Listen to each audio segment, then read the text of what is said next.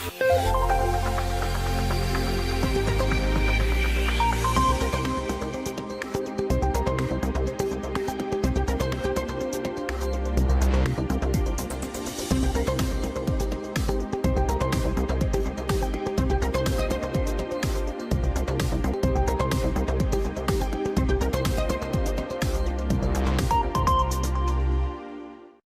and welcome to A Daily Spark. I'm Dr. Angela Chester, and my guest today is Morenda Wysinger, and she is out of the Albany, Georgia area. We're talking mother-daughter relationships today, and I know that I'm fired up about that because most of us are moms, most of us are daughters, so this should be great conversation. Well, let me tell you a little bit about Morenda. She is a woman with purpose. She is promoting love, respect, honesty, and forgiveness. She and her daughter are co-founders of Mother and Daughter Enterprise, and we're going to talk a little bit more about that. And of course, what I love is that she does mentoring programs as well. She has devised programs of study that gear toward empowering and equipping young women. And you know, I love to empower others.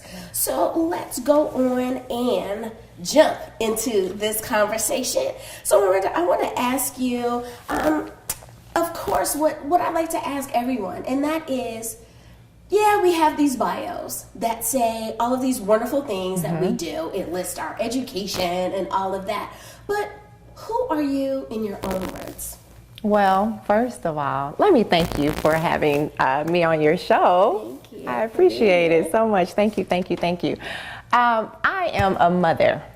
That's who I am first. I'm a mother. I was a teen mom, and I was able to overcome a lot of the stereotypes and limitations that were put on most teen moms. And I'm very, very excited about that and thankful to God for Him allowing me to raise the daughter who I raised. So I'm a mother first, more than anything. And of course, as you read, I'm a mentor.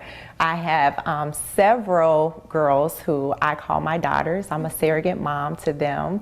I've allowed them to come into my home. Some of them have actually moved in. But now I am grateful to say that everyone who I've allowed to come in are now out on their own with their own apartments, their own careers. So it's been great. However, I do still have many young ladies under my wing. So I'm a mom and a mentor. That's what I love, love, love to talk about and to say when people ask me who I am. Those are my first two things. I'm a mom and a mentor. And of course, a woman who loves God. And I love that. Now, I know that you have a way of referring to yourself as a mother-daughter relationship seamstress. Yes. And I think that is so wonderful because it allows others to understand that you understand how the relationship is interwoven. Yes. That this is a very beautiful thing that they can, though you are two separate things, coming together into one. And I really admire that you've done that. So for those who may not understand about being a mentor, what does a mentor do? How do you determine that you want to be a mentor? Well, actually, you don't determine if you want to be a mentor. Mentors are sought out. Okay. So there is not one girl who I've had under my wing who I've actually approached and said, "Can I mentor you?" Not one. So if you are a mentor, you should have people approaching you. They should see something in you that says, you have something that I believe I need.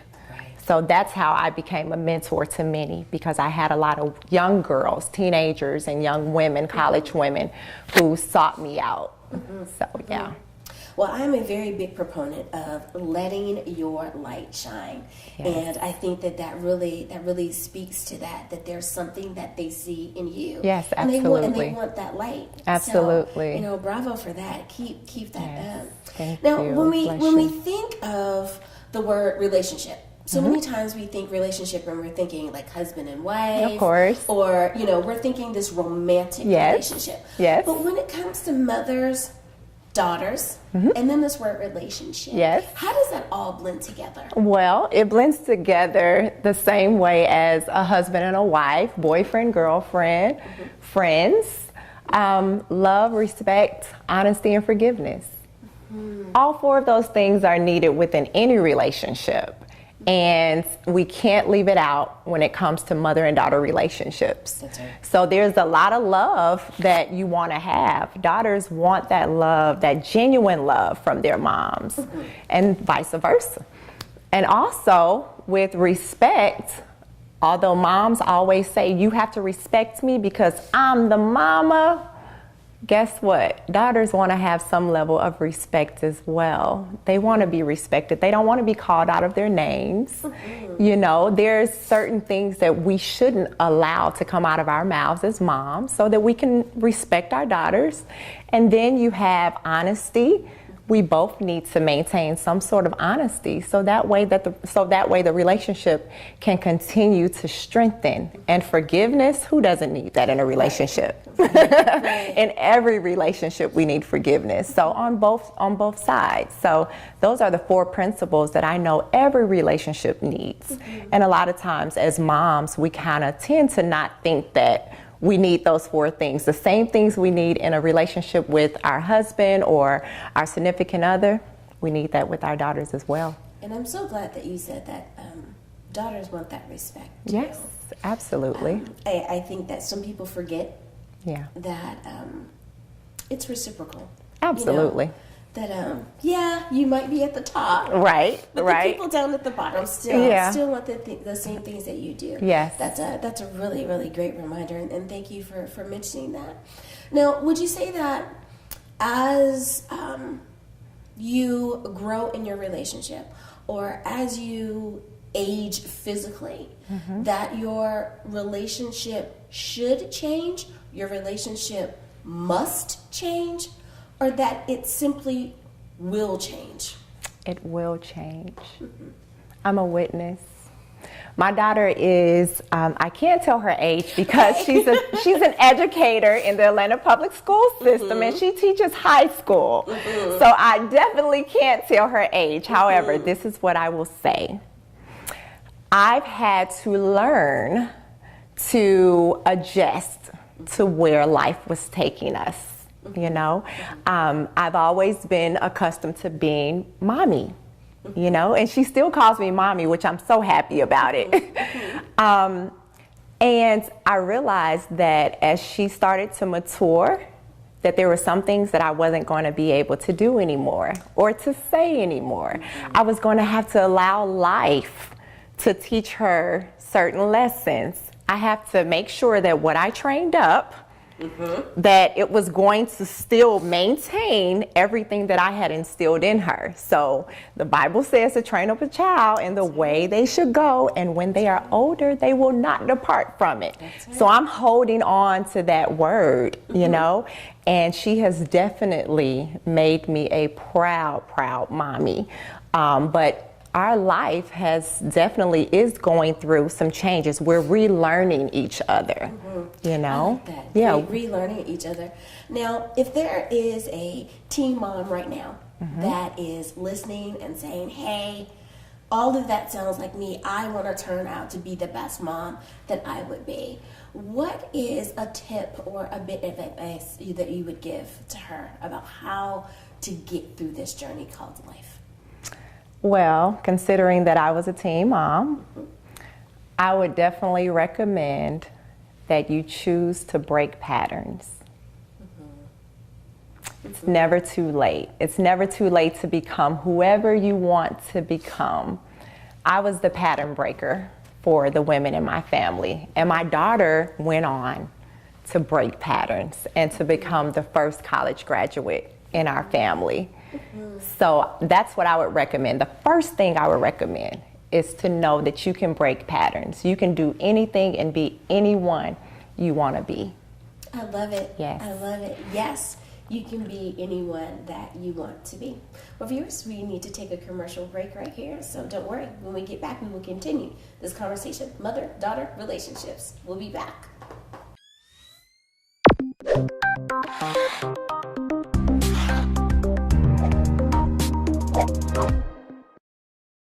welcome back to Daily Spark. I am Dr. Angela Chester. My guest today is Morenda Wysinger, and she is a woman that is on fire when we talk about mother-daughter relationships and how to bring that balance back. She is a mentor and doing so much to help, I think, build up these relationships that we have.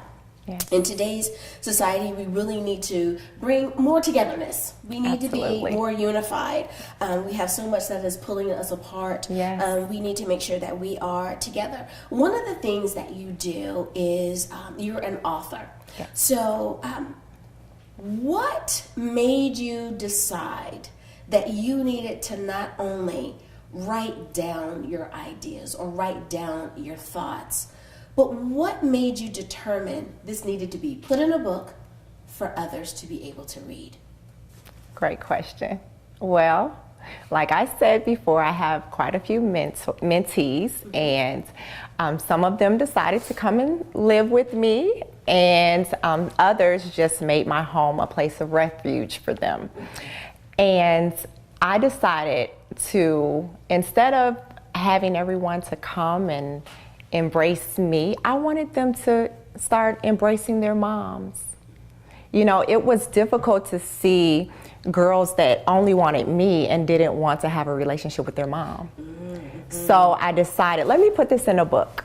That way, if I put it in a book, maybe a mom or two will grab it, or 300 or 400 will grab it and say, let me read this so that way I can win my daughter. Or I can keep the relationship, the great relationship going as time goes on and as my daughter matures, because the book basically is for all ages, all generations of women who may want a better relationship with their mom. So, And I think that's a really good idea. Sometimes we want the information, we want the instruction, yes, but we don't want anyone to know that we want it, that Right. we're trying to Yeah. take it all in. Yeah. So perhaps I can sneak and read the book and, at night, and it'd be, my Yes. reading material. So Yes. very, very smart about that.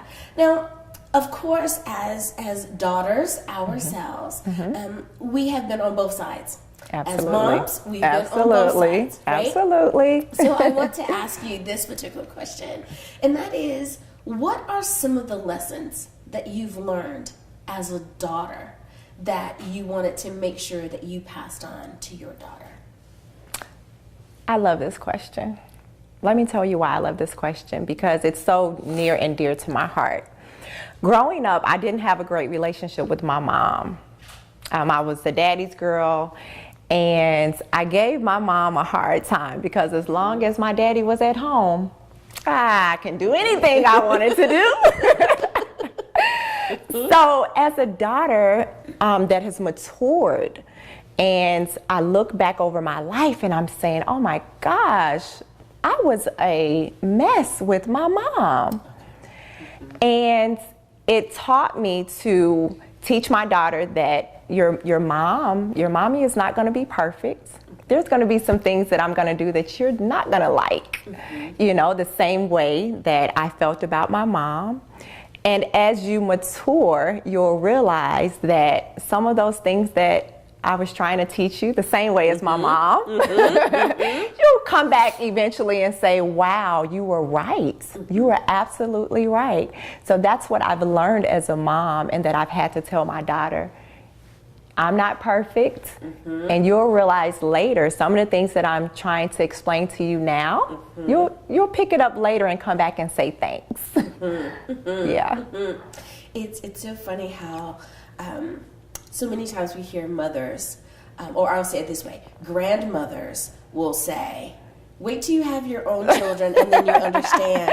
And then when we become the mother and we're dealing with the grandchild, then it's like, oh my goodness, mom was so right. And it's absolutely quite interesting how that all comes into play. Absolutely. I love it. And it's like, God definitely has a sense of humor, He right? does It's have like, a sense of humor. Just wait till it all wraps back around. I love it. Yeah. Now, when you give presentations, and one phrase that you use is to fit better. And I really like that. Fit better is also a phrase that we could use in our marriage counseling and everything else, and I love that. What do you mean by fit better? And how do we need to understand that? Again, both sides of the coin. As a mom, how do we understand fit better? But as a daughter, how do we understand fit better? Well, recognizing that you can fit better is basically admitting that there's something wrong.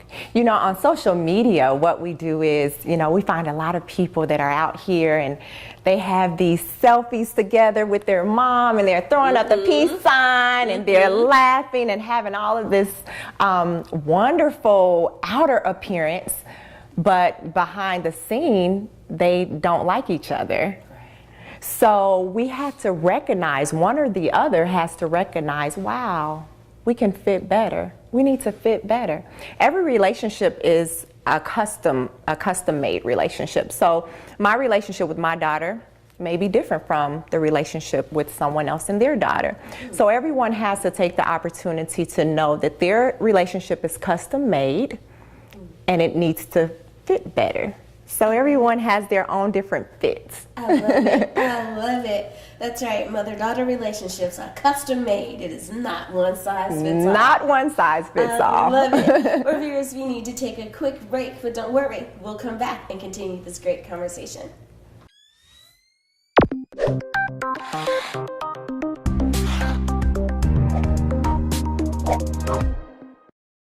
I heard you have a new book. I do. I'm so excited. Tell me a little bit about it. Well, it's really all about my journey, you know, where I went from having just poor health, really, and not even knowing that I had poor health. Yeah, yeah. And it just evolved, and before I knew it, here I am writing a book. And it took me 12 years to write that book. I believe you. Sounds like me. Did you feel like no one would want to hear your story? I just felt like, who is going to, matter of fact, who told me to write this book in the first place? Right. Why am I doing this? I understand. But, you know, after a while, I realized that things were definitely falling into its prospective places. So and what's your book excited. about again? My book is about mother and daughter relationships. Oh, Yeah, my daughter that. is an educator. I was a teen mom, but I managed to just go ahead and get rid of all of the stereotypes by the grace of God. I was With about to his say, help, yes. all glory belongs to him. Yes. She became the first college graduate from our family Oh, out I of love 15 it. people. Right here. Yeah, she graduated Congratulations. cum laude from Howard University, and now wow. she's a teacher. Oh. And our relationship was so amazing, and everybody was saying, you got to put this in a book. You have to help other mothers and daughters. So I love it. Yeah. There's so many stereotypes that's out there. Yeah, And it there sounds is. like you broke all of them. Oh, bless you. And guess what? The stereotype of small women or small people being zeros and twos, like you were saying, as far as being healthy. Yes. I can totally relate. I'm like, I run a mile and I'm out of breath, but yet I'm small. And I can definitely say that I need to exercise a little bit more and drink more water. Drink more water. Yes, ma'am. Yeah, so I really so- enjoyed that when I was hearing you talk about it. And I love your story. Thank I love you. it. It's awesome. Thank you.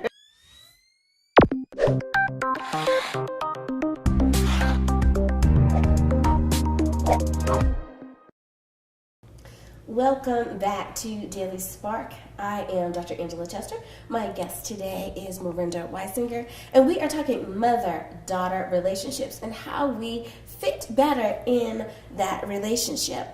I want to ask you, now that you are a mom, and you've been a mom for quite some time, because you have an adult daughter now, Yes. so you know you have a little experience Yes. there about the pros and the cons and the ups and the downs and everything that we need to do. You have been able to figure out with your daughter the things that were successful and the Yes. things that perhaps you needed to tweak just a little bit.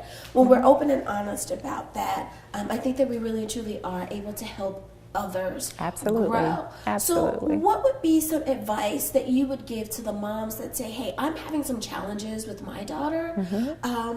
What do I need to do differently? Or maybe I need to start doing some things. What's your advice on that? Well, the first thing I would recommend is to know that you can fit better.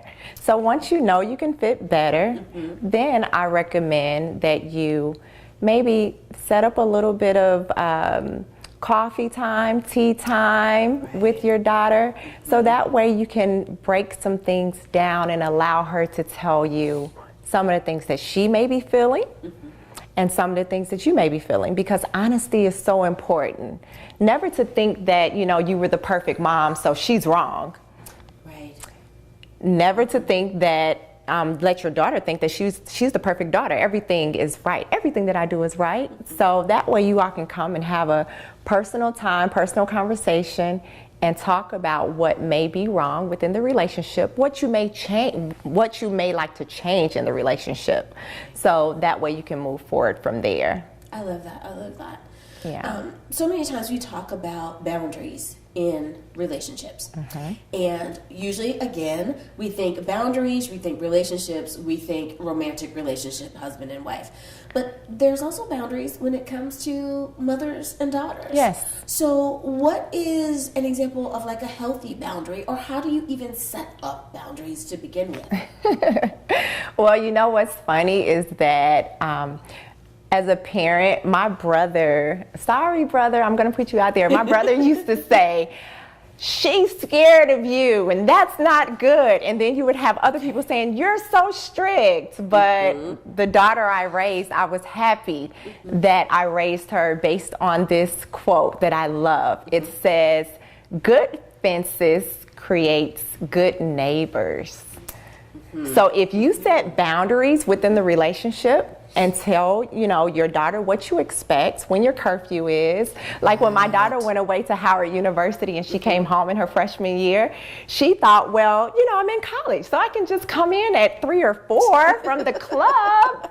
What's wrong with that? I do it in college. No. In my house, this is the rules, and we still abide by those rules. But she was accustomed to me setting boundaries. I had rules in my home. And now that she's an adult woman, and she's also an educator, she understands now that you have to have rules. You have to set up those boundaries early. Drinking and smoking with your child, doing things of that nature that, this is just my own opinion, that I don't believe that parents should do with their child. It kind of sets you up for what could later on be a strenuous relationship, because they may become too comfortable or too common. So good fences creates good neighbors. Yeah.